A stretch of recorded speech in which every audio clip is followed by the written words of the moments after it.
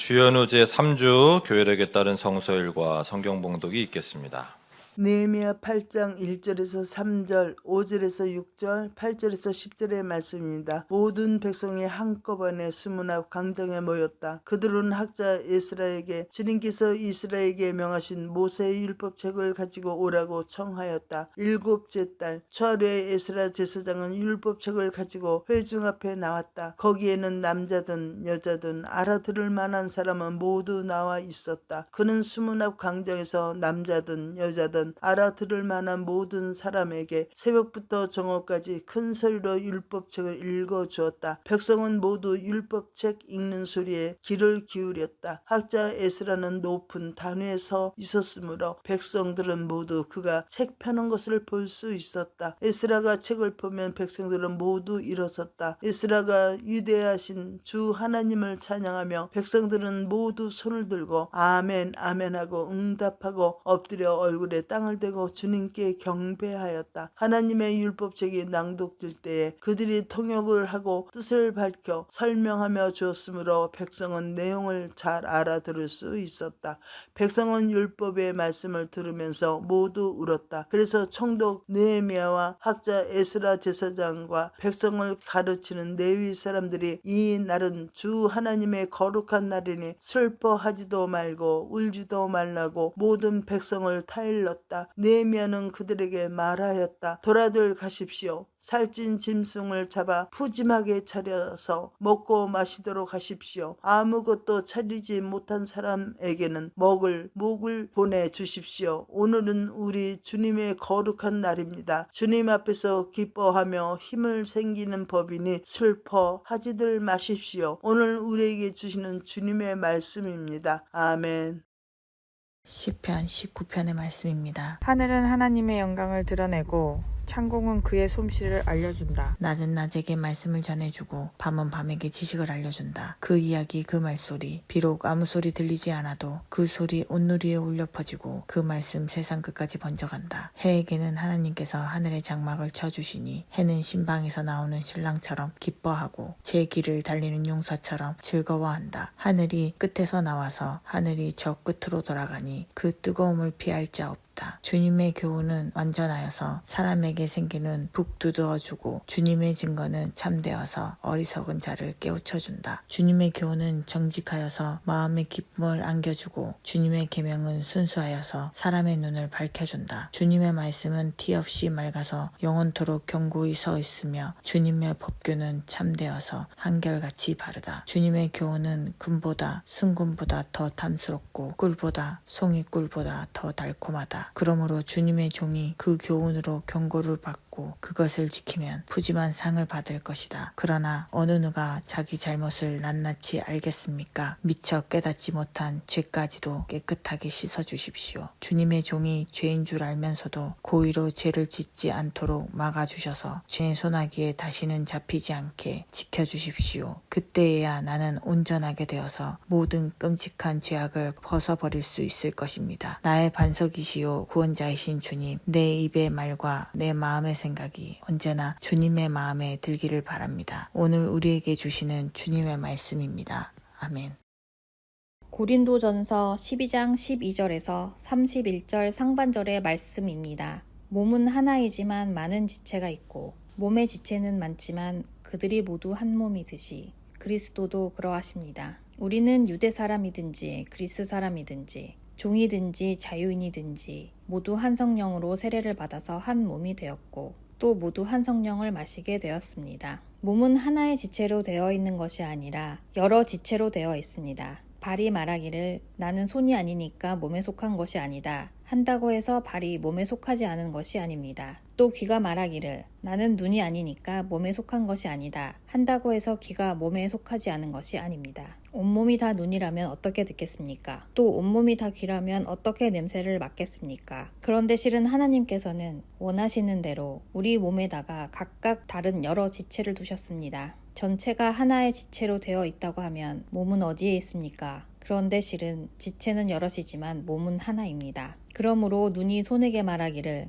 너는 내게 쓸데가 없다 할 수 없고 머리가 바르게 말하기를 너는 내게 쓸데가 없다 할 수 없습니다. 그뿐만 아니라 몸의 지체 가운데서 비교적 더 약하게 보이는 지체들이 오히려 더 요긴합니다. 그리고 우리가 덜 명예스러운 것으로 여기는 지체들에게 더욱 풍성한 명예를 덧입히고 볼품없는 지체들을 더욱더 아름답게 꾸며줍니다. 그러나 아름다운 지체들은 그럴 필요가 없습니다. 하나님께서는 몸을 골고루 짜 맞추셔서 모자라는 지체에게 더 풍성한 명예를 주셨습니다. 그래서 몸에 분열이 생기지 않게 하시고 지체들이 서로 같이 걱정하게 하셨습니다. 한 지체가 고통을 당하면 모든 지체가 함께 고통을 당합니다. 한 지체가 영광을 받으면 모든 지체가 함께 기뻐합니다. 여러분은 그리스도의 몸이요 따로따로는 지체들입니다. 하나님께서 교회 안에 몇몇 일꾼을 세우셨습니다. 그들은 첫째는 사도요, 둘째는 예언자요, 셋째는 교사요, 다음은 기적을 행하는 사람이요, 다음은 병 고치는 은사를 받은 사람이요, 남을 도와주는 사람이요, 관리하는 사람이요, 여러 가지 방언으로 말하는 사람입니다. 그러니 모두가 사도이겠습니까? 모두가 예언자이겠습니까? 모두가 교사이겠습니까? 모두가 기적을 행하는 사람이겠습니까? 모두가 병 고치는 은사를 받은 사람이겠습니까? 모두가 방언으로 말하는 사람이겠습니까? 모두가 통역하는 사람이겠습니까? 그러나 여러분은 더 큰 은사를 열심히 구하십시오. 오늘 우리에게 주시는 주님의 말씀입니다. 아멘.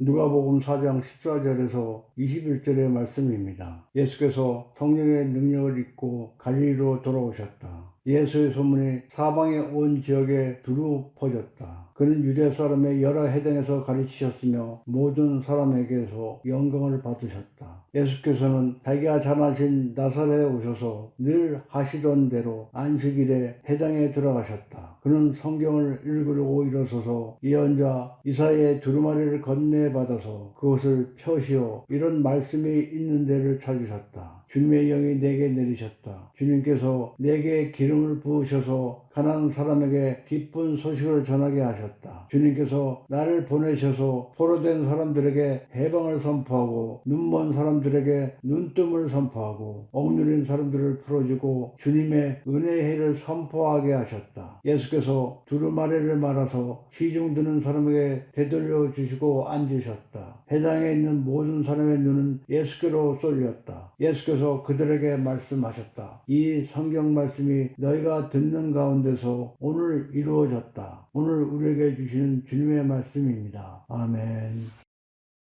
네, 우리 말씀 나누며 기도하시고 함께 말씀 나누도록 하겠습니다. 사랑과 은혜가 많으신 하나님, 주님의 은혜에 따라 오늘 또 이 자리에 나와 있습니다. 늘 주님의 은혜로만 살 수 있음을 고백할 수밖에 없습니다.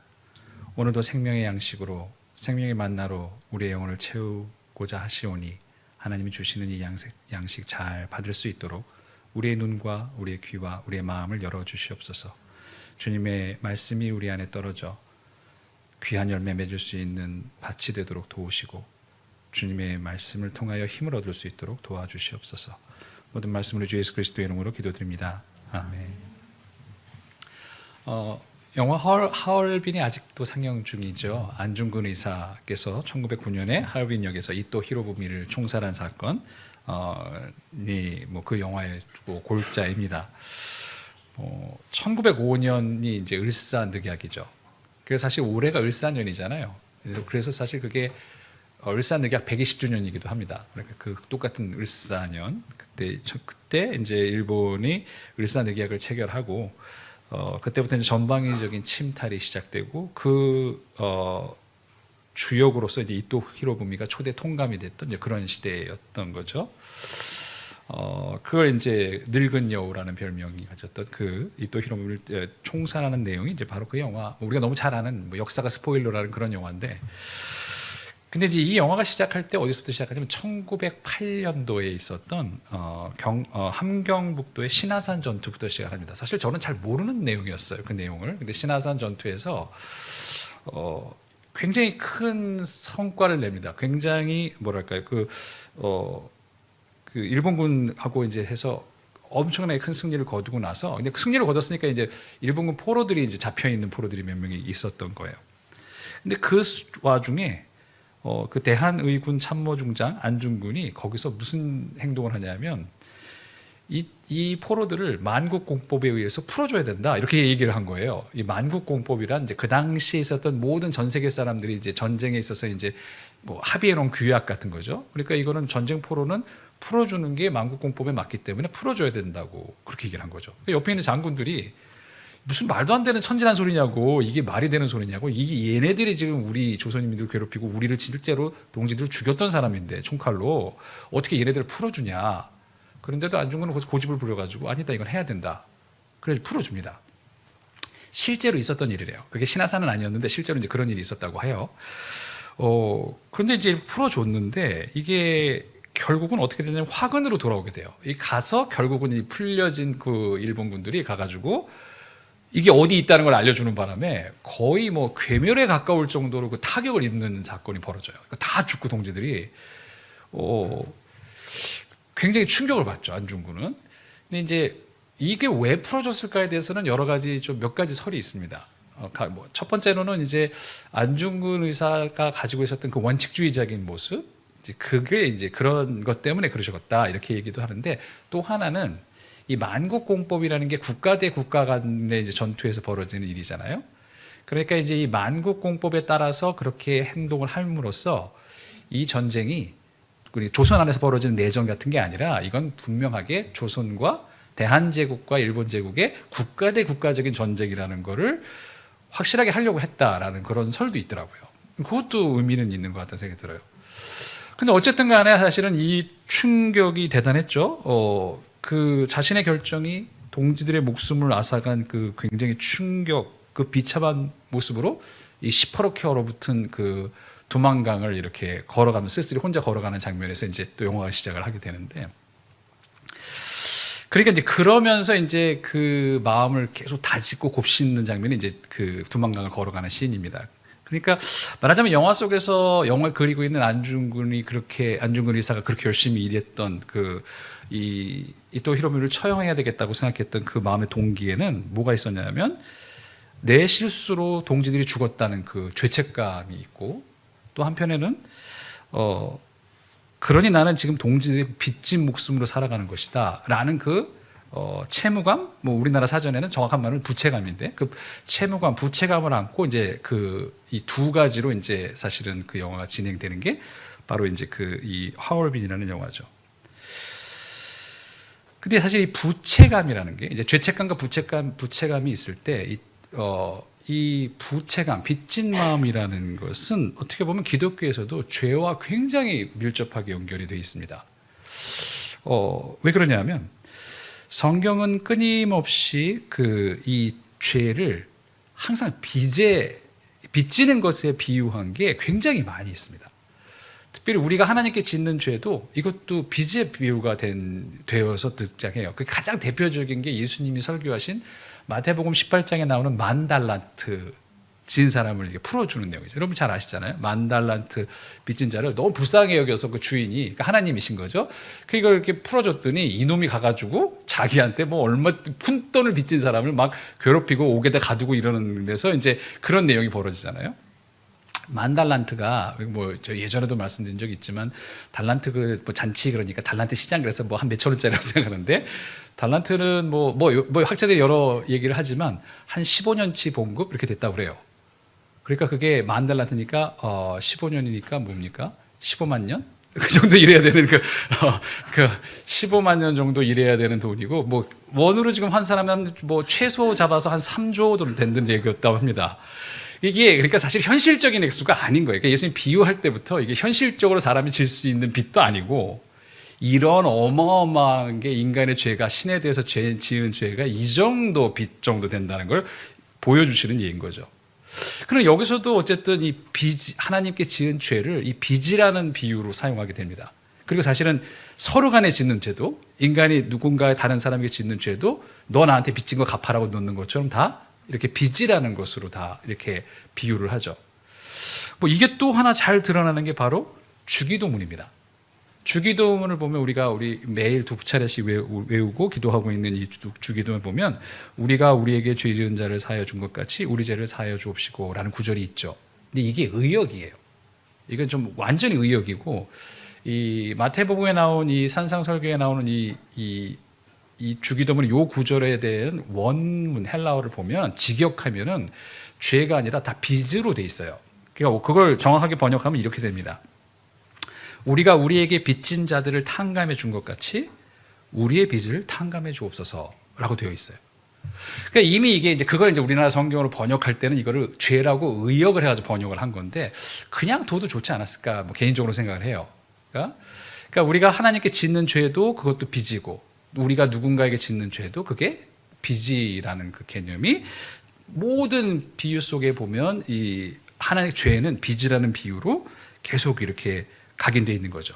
그러니까 죄인인 우리는 모두 하나님께 빚을 진 사람들이다라는 게 있는 거죠. 그리고 서로에 대해서 죄를 질 때도 그게 그에게 빚을 지는 것이라는 그 개념이 이제 확고하게 자리 잡고 있는 거죠. 그런 의미에서 이제 죄라는 것은 이제 죄를 지은 마음, 이건 사실 빚진 마음이라고 혹은 뭐 그거를 뭐 채무감이라고 하든 부채감이라고 해도 그런 마음과 사실은 다르지 않습니다. 사실 우리는 하나님께든 아니면 동료 인간들에게도 끊임없이 죄를 짓고 살아갈 수밖에 없는 존재죠. 죄인이니까요. 뭐 지금도 죄를 짓습니다. 탕감 받았다고 죄를 그다음부터 안 짓는 것도 아닙니다. 그런데 이게 이 죄를 졌을 때 이게 만약 죄책감 쪽으로 흐르게 되면 절망하고 무너져 버리게 돼요. 부채감이 아니라면.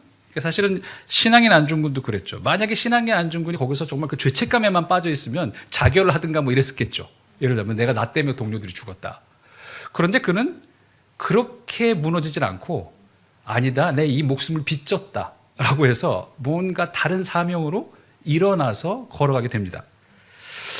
그러니까 이게 빚진 마음은 이렇게 사명감과 책임감으로 바뀌어질 수 있는 마음이 돼요.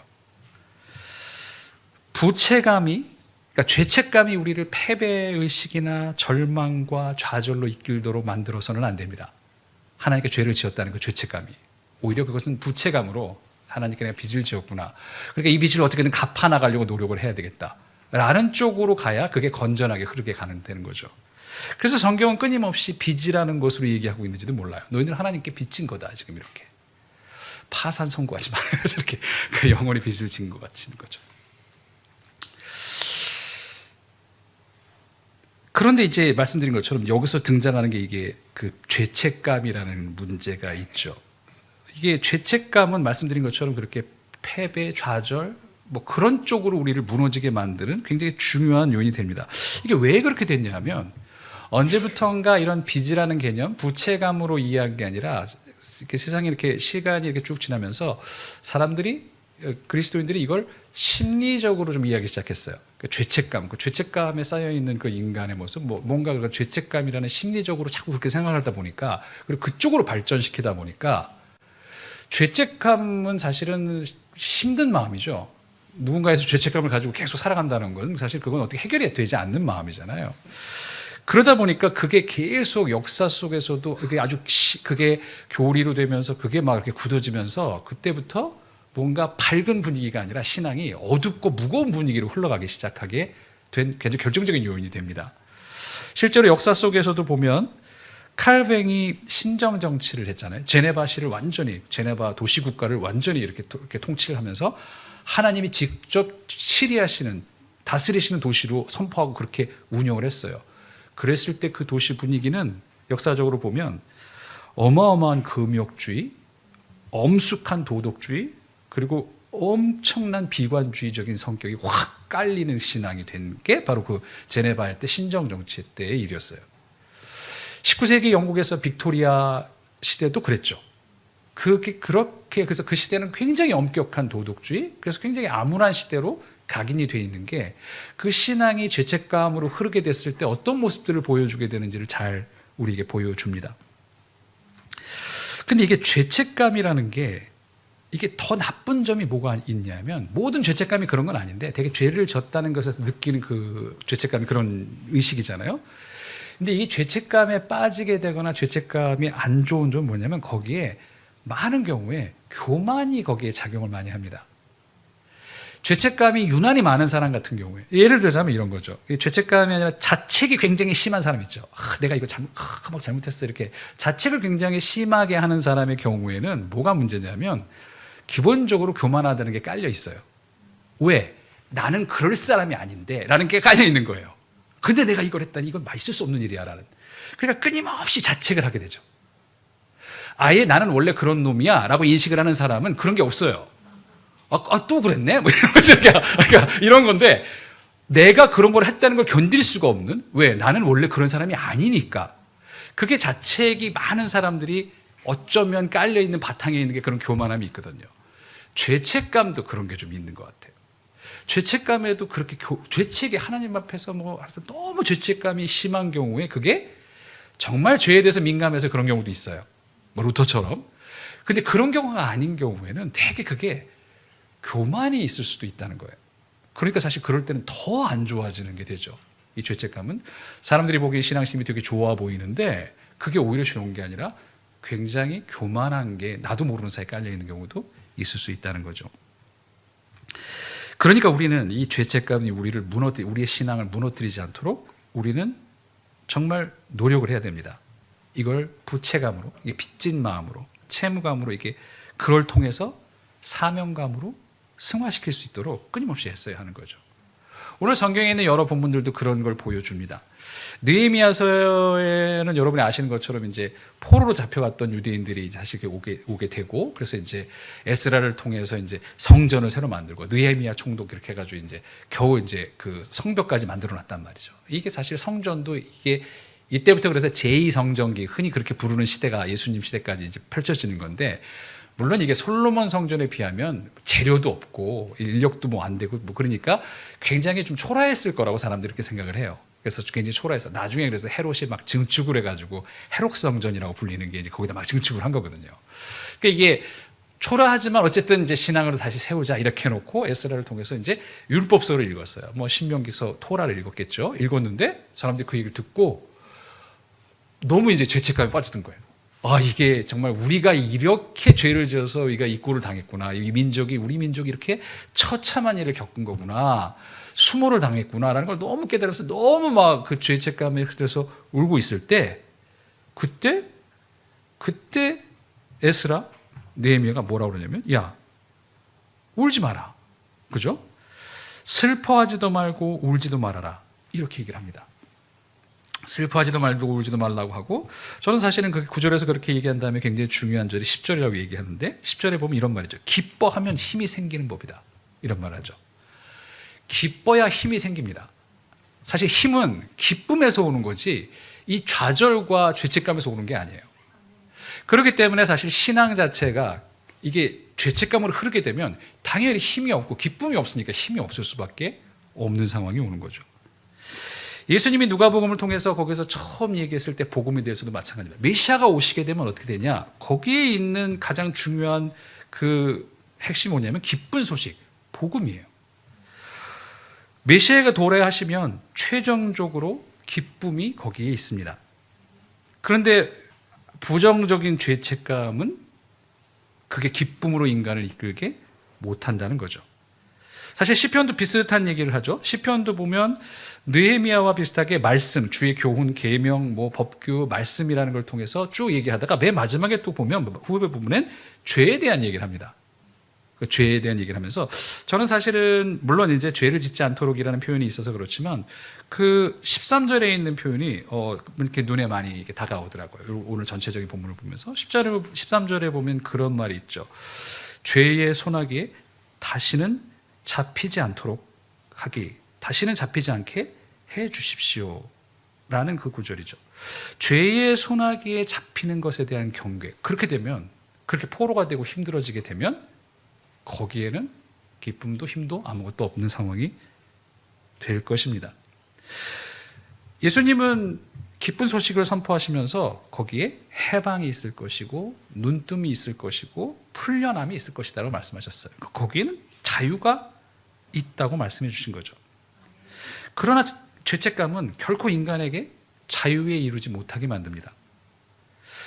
우리의 신앙에서 이 기쁨과 자유를 해치지 않도록 하기 위해서 그래서 우리는 죄책감에서 빨리 벗어날 필요가 있고 오히려 건전한 부채감으로 우리의 신앙을 탈바꿈시킬 필요가 있습니다.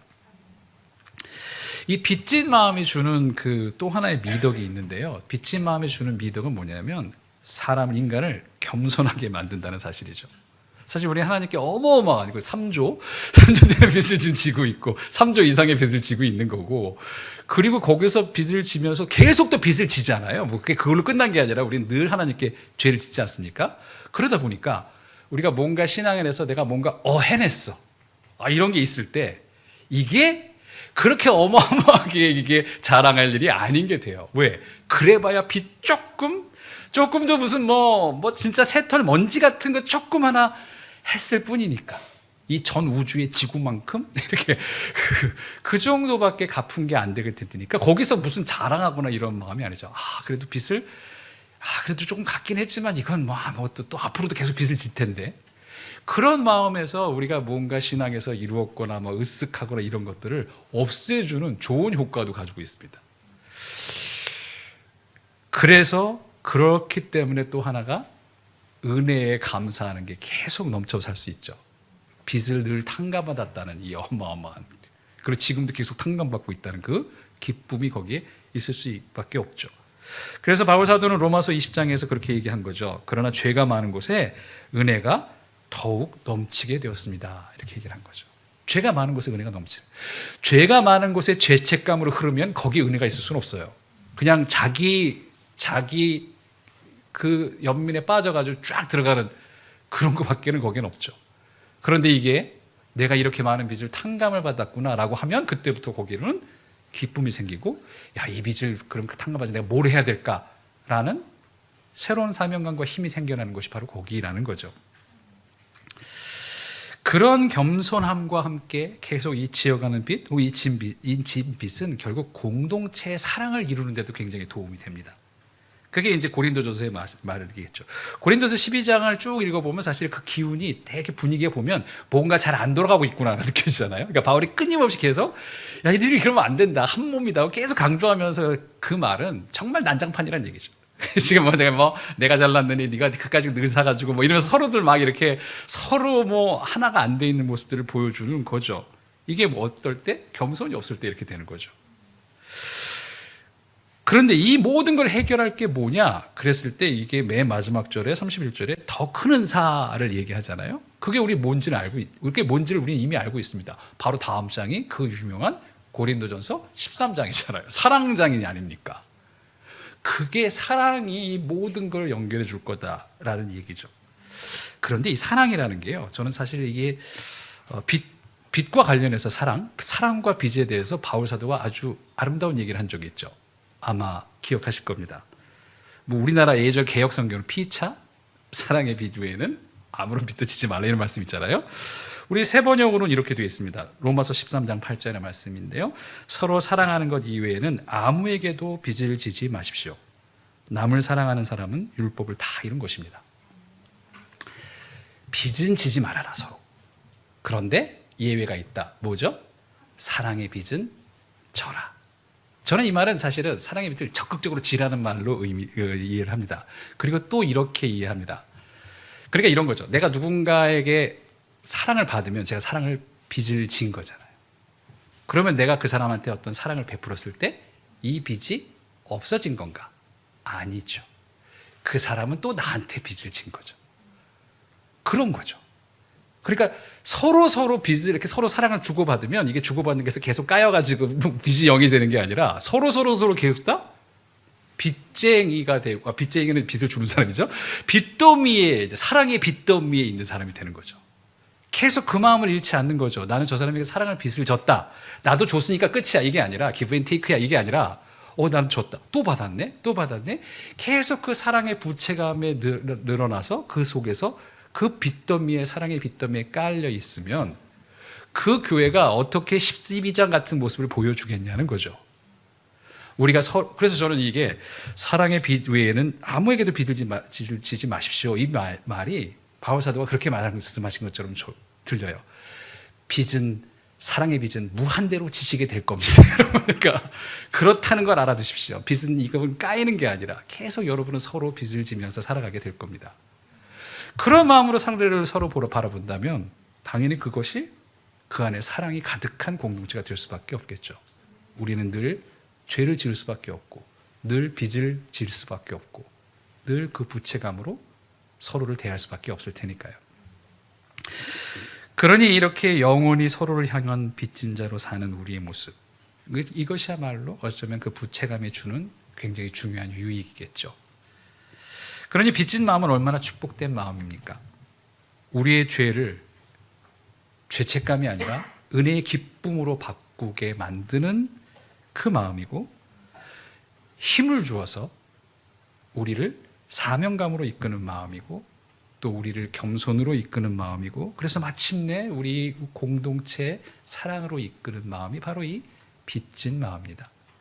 이 아름답게 이 빚진 마음을 우리가 잘 만들고 우리 신앙 안에 잘 보관해서 우리의 신앙을 정말로 기쁨과 또 거기에 사명감이 넘치는 그런 마음으로 만들 수 있는 저와 여러분 되시기를 주님의 이름으로 축원합니다. 기도하시겠습니다. 하나님, 죄책감에 빠져 허우적대지 않을 수 있도록 도와주시기 바랍니다. 우리가 늘 짓는 죄 가운데서 나의 의의만 생각하며 죄책감에 빠져드는 것이 아니라 하나님의 의의를 생각하고 그저 빚진 마음으로, 빚을 탕감받은 마음으로, 늘 이 순간도 탕감받는 마음으로 살아갈 수 있도록 도우시길 바랍니다. 우리가 서로에 대해 사랑을 주고받는 것이 서로 간의 사랑의 빚을 쌓게 하는 일이라는 것도 잊지 않게 하시고, 늘 사랑의 빚을 지고 사는 마음으로 서로를 바라보며 서로 섬길 수 있는 우리가 되도록 인도하여 주시옵소서. 주님의 사랑이 우리를, 또 우리 공동체를 지배하기를 원합니다. 그 빚진 마음으로 서로를 향해 사랑할 수 있는 우리가 되도록 하나님 인도하여 주시옵소서. 모든 말씀으로 주 예수 그리스도의 이름으로 기도드립니다. 아멘.